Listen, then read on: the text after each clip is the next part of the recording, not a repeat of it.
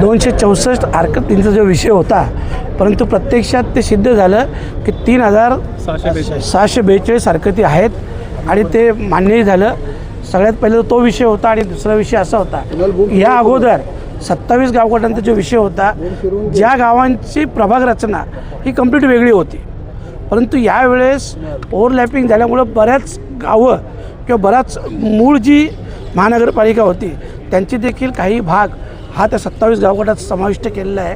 तर भविष्यात हा विषय सुप्रीम कोर्टात पेंडिंग आहे आणि जर सुप्रीम कोर्टातून तसा निर्णय लागला तर भविष्यात तो प्रॉब्लेमॅटिक विषय होईल. आणि ही गोष्ट आमच्या सगळ्या मंडळींनी लक्षात आणून दिली आयुक्त साहेबांच्या, आणि त्यांनी ते मान्य केलं आणि तशा प्रकारची प्रोसिजर किंवा तशा प्रकारचं हे निवडणूक आयोगाला ते देतील अशा प्रकारचे त्यांनी शब्द देखील दिला. आणि ह्यावर त्यांनी मान्य केलं की ते झालेलं आहे, ते चुकीचं झालेलं आहे आणि तशा प्रकारचं ते निवडणूक आयोगाला पत्र देखील देणार आणि कळवणार देखील.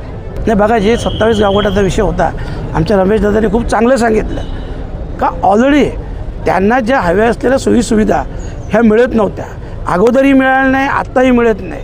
आणि त्यामुळं साहजिकच त्यांच्या सगळ्यांची इच्छा आहे की आम्हाला ह्या महानगरपालिकेपासून दूर ठेवा, वेगळं करा, आमची वेगळी महानगरपालिका बनवा ना, ही त्यांची मागणी आहे, ही रास्त मागणी आहे.